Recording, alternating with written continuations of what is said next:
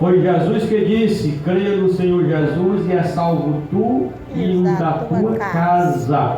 Isso inclui, além dos irmãos de sangue, as pessoas que fazem parte da sua família. É um empregado, é um amigo, alguém que você ama. Você pode orar e interceder por esta pessoa, e Deus olha dos altos céus, confirma com a sua palavra e salva a tua parentela, a tua família, aqueles que pertencem à tua casa. Glória a Deus, aleluia.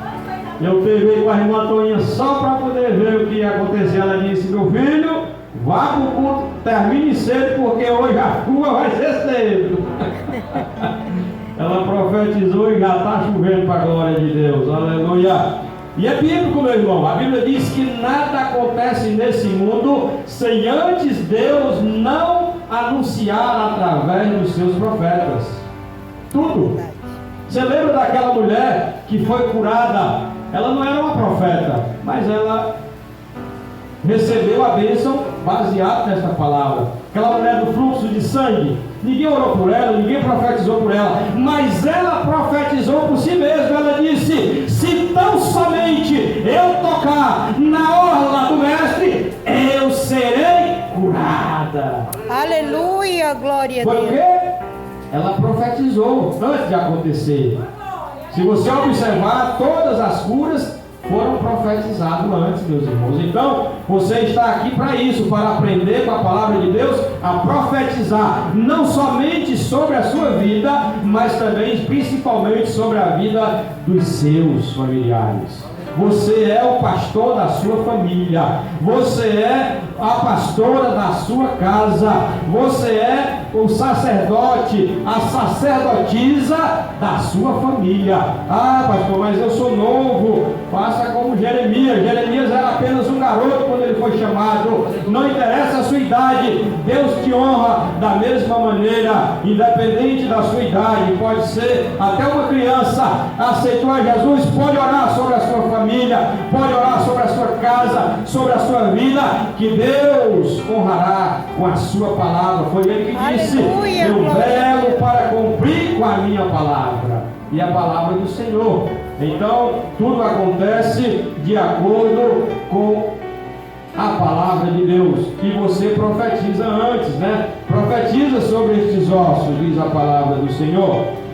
Então, meus irmãos, o carcereiro aqui ficou atônito, ele ficou com medo, ele ficou sem saber o que fazer, porque ele sabia que perante aquela lei que ele estava vivendo naquela época, se os prisioneiros fugissem, e quando os guardas chegassem lá, não interessava o que tinha acontecido, ele que era o responsável pelos presos, ele seria morto. Então ele tentou logo ele mesmo tirar a sua vida, quando ele viu todos os portões abertos, os cadeados no chão, as correntes quebradas. Então ele se apavorou, mas Paulo bradou lá de dentro da prisão, porque além deles prenderem Paulo e Silas numa cela, eles ainda acorrentaram pelos pés, né? Amarraram corrente nos seus pés e prenderam a pedaços de madeira, para que eles não pudessem sair para nenhum lugar. Mas a Bíblia diz que eles estavam louvando ao Senhor, não é verdade? Orando e louvando, para você ver o poder da oração. A oração de um justo muito pode em seus efeitos. E Paulo e Silas eram como você e eu, justificados em Cristo Jesus. Aleluia. Então, a Bíblia diz que houve um terremoto naquela cadeia. Os cadeados se quebraram, as correntes se arrebentaram e os portões se abriram sem ninguém aparecer. Somente o carcereiro que estava lá, e quando ele viu isso acontecer, ele ficou desesperado. Mas Paulo disse: não faça isso, não tire a sua vida, nós estamos aqui, ninguém saiu deste lugar, porque nós estamos aqui injustamente. Eles foram presos porque estavam fazendo o bem. Tem pessoas que estão se maldizendo, estão reclamando por conta desse momento de pandemia, que a igreja está sendo perseguida. Meu irmão, e quando foi que a igreja não foi perseguida? Deixe de bobagem, deixe de pensar nisso. Pense em Jesus, que é Ele, o autor e consumador da nossa fé, e Ele está na linha de frente, Ele está preparando o caminho, Ele está sob controle, e Ele está ouvindo e vendo tudo que está acontecendo. Aleluia. Então tem pessoas dizendo, sempre foi perseguida, a perseguição, eles foram presos, o que é que eles estavam fazendo? Se você olhar para a história, lendo alguns capítulos, alguns versículos atrás, eles simplesmente libertaram uma mulher que era prisioneira do diabo. Eles oraram e o espírito imundo foi repreendido, o espírito de adivinhação. Se você tem esse espírito aí de adivinhar, repreenda você mesmo, não queira adivinhar nada, porque isso é espírito maligno, espírito de adivinhação. Então, eles libertaram esta mulher, e por conta disso, eles foram presos. E naquele momento, eles não poderiam ser presos, porque não tinham cometido nenhum crime, e eles eram judeus. Então, tudo isso aconteceu, meus irmãos, e mais precisamente aqui, no versículo 31, a Bíblia diz que aquele carcereiro ficou desesperado e perguntou: o que é que eu posso fazer para ser salvo? Esta é a pergunta que todo ser humano deveria fazer, meus irmãos, para si mesmo. Olhar para dentro de si, fazer uma introspectiva e perguntar: o que é que eu posso fazer para salvar a minha alma? Porque o teu corpo, a matéria, é do pó, e ao pó voltará, diz a palavra do Senhor. Mas o teu espírito é eterno, ou ele vai para o céu, ou ele vai para o Galiléu. Então a pergunta é essa: o que é que eu tenho que fazer para o meu espírito ir para o céu? Essa pergunta eu sempre fazia antes de eu conhecer Jesus. E tudo que você pergunta, vem resposta, meus irmãos. A tua mente vai encontrar resposta. Então, logo quando eu comecei a fazer essa pergunta, eu comecei a sentir sede de salvação. Deus olhou nos altos céus e disse: esse cara está querendo encontrar o caminho do céu. Então ele usou essa baborazinha aí, e ela me presenteou com a Bíblia, né? A conheci, ela me deu a Bíblia de presente, e eu comecei a ler a Bíblia, porque Deus já tinha falado comigo alguns meses antes, e eu questionei um cara que veio pregar o Evangelho comigo, e eu disse: rapaz, isso não é verdade que tu está falando aí não, porque um fala uma coisa, outro fala outra. Se fosse verdade, todo mundo falava a mesma coisa, a Bíblia não é igual. E ele disse: é verdade, meu colega, não acredite em mim, também não acredite em outra pessoa que você escutar, não acredite em ninguém que fale nada de Jesus para você, adquira uma Bíblia e vá ler você mesmo. Esse foi o meu evangelismo, que aconteceu dentro de um ônibus. E poucos meses depois, ela me presenteou com a Bíblia e eu comecei a ler. E aí foi quando eu aceitei Jesus como Salvador. Esse carcereiro também tinha sede de salvação, e ele perguntou, e Paulo disse: olha o presente que Deus nos dá. Ele não somente te salva, mas ele também, se você crer, ele salva você e os da tua casa. Aleluia, aqui, glória a Deus. Ele perguntou, e Paulo, inspirado por Deus, respondeu-lhes: crê no Senhor Jesus e serás salvo, tu e os da tua casa, diz a palavra do Senhor. Como Jesus vai salvar? Não se preocupe, igreja. Isso não é trabalho nosso, não faz parte da nossa alçada, não é assim? O importante é só você crer, porque para Jesus salvar é fração de segundos. Fração de segundos. Eu conheço o testemunho de a mãe de um crente que morava numa aldeia e ninguém era crente lá. E ele aceitou Jesus, e antes dele chegar lá para evangelizar ela faleceu.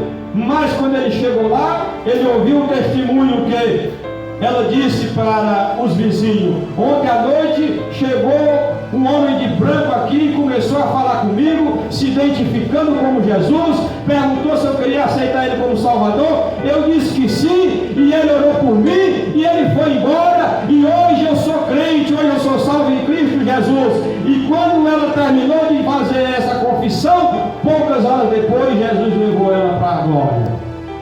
Aleluia, glória a Deus. Esse é o Jesus que eu sirvo e você também, igreja.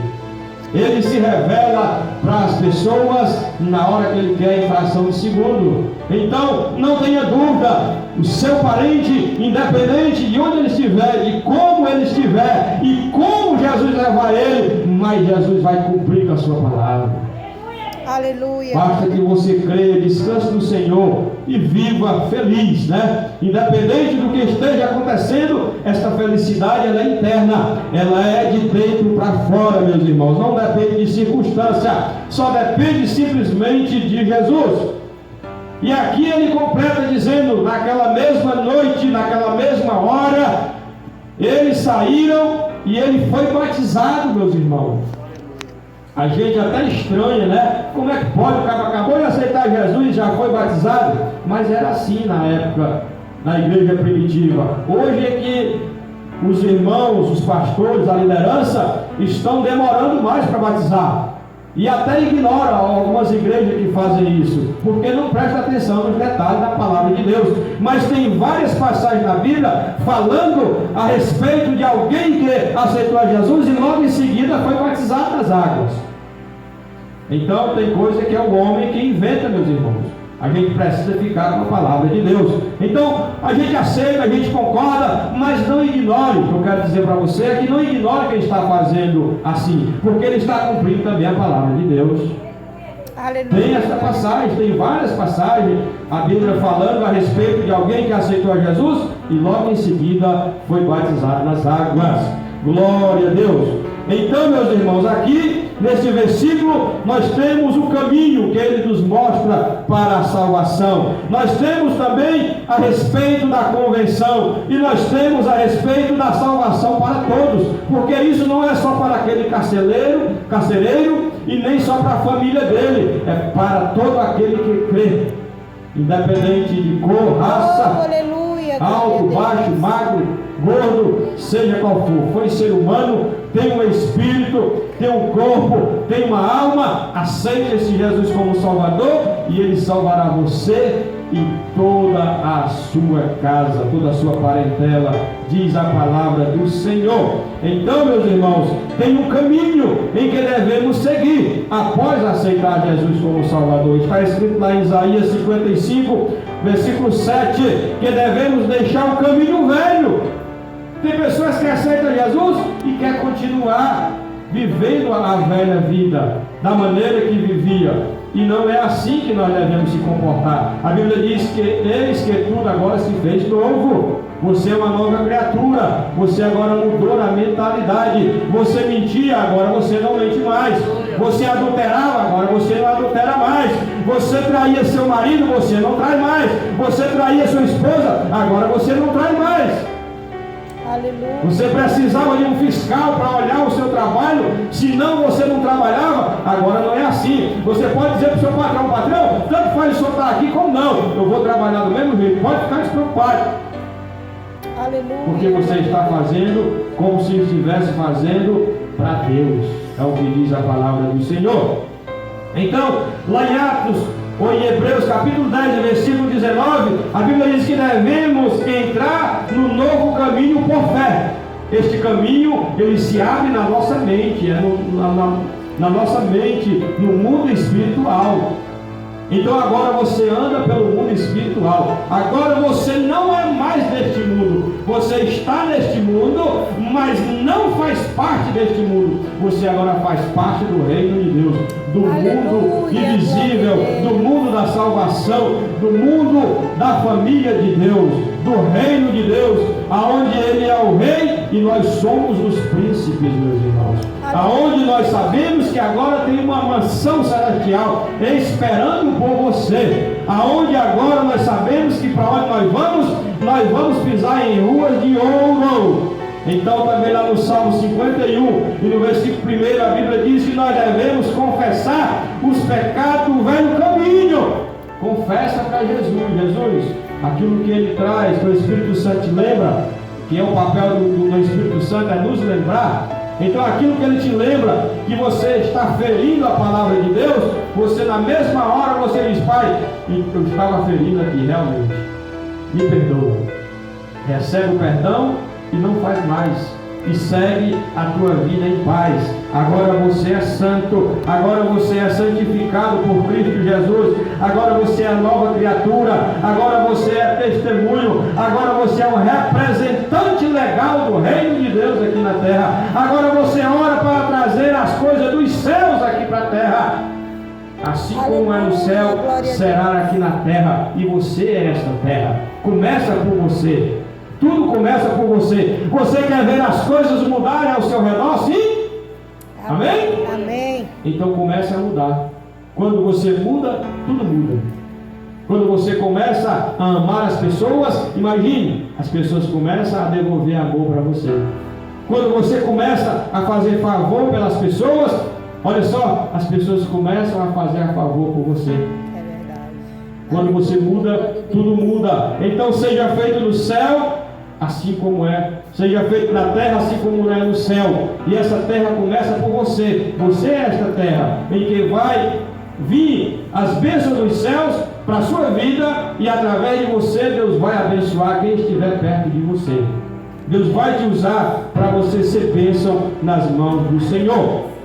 Em João capítulo 1, versículo 25, diz que nós devemos ajudar outros para andar neste caminho. Então nós aceitamos a Jesus, fomos salvos, Deus está salvando a nossa família, e agora nós precisamos falar também do que Jesus fez na nossa vida para outras pessoas, para que elas também sejam alcançadas por Jesus. É como se você estivesse com sede no sertão, né? No deserto, e você descobriu uma fonte de água cristalina. Então não seja egoísta, não queira ficar com aquela água só para você. Chame o máximo de número de pessoas que estiverem também com sede, que estiverem nesse deserto, e diga: eu encontrei uma fonte de água viva. Jesus, aleluia, glória. Ele é a fonte de água da vida. E a Bíblia diz que quem tiver sede, vá a Ele, que Ele dá de beber. Glória a Jesus.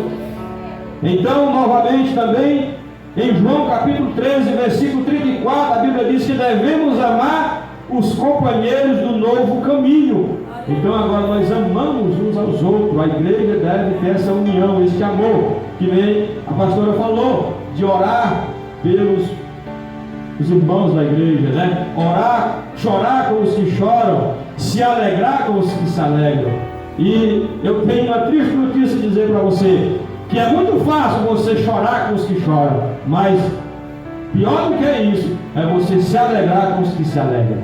Mas esse é o grande segredo para você conseguir as suas vitórias, né? Então você se alegra com a vitória de alguém, porque sabe que para vir a sua vitória Ele não vai tirar de ninguém.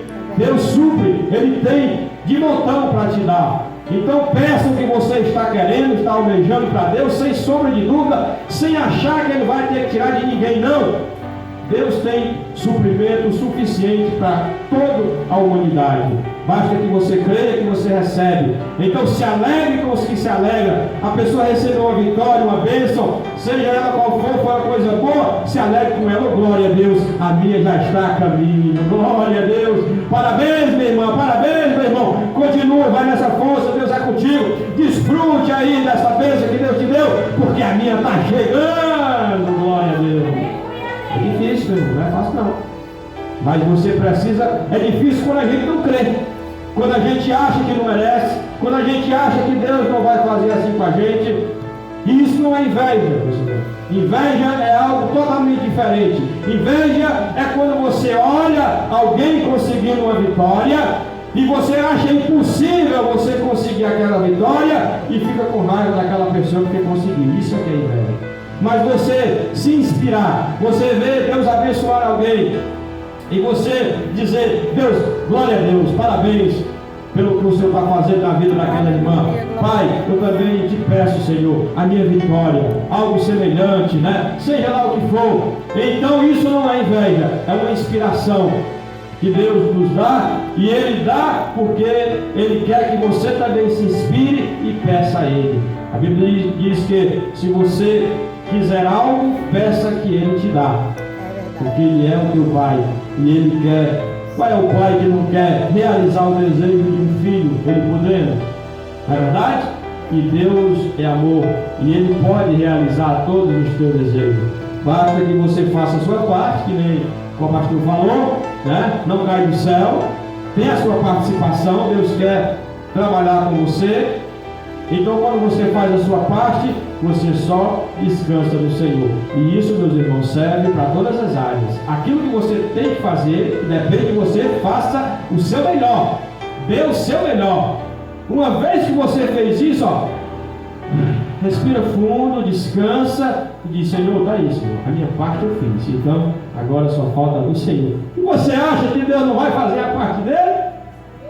A dele já está feita, meus irmãos. Ele fez há mais de 2000 anos atrás. Tudo que nós temos que fazer agora é crer e receber, diz a palavra do Senhor. Para nós encerrarmos, está escrito também em 1 Tessalonicenses, capítulo 1 e versículo 9 e 10. Em resumo, que nós devemos esperar pelo fim do caminho com ansiedade. Tem alguém esperando a vida de Jesus aí? Glória a Deus, aleluia. É com ansiedade, meus irmãos, porque nós vamos partir daqui para melhor, não é para pior. Amém? Então, eis aí as palavras que o Senhor tem nos dado a respeito do caminho, né? Está aí os versículos para você que anotou poder conferir, e se você não anotou, vai estar lá nas redes sociais. Essas pregações maiores, elas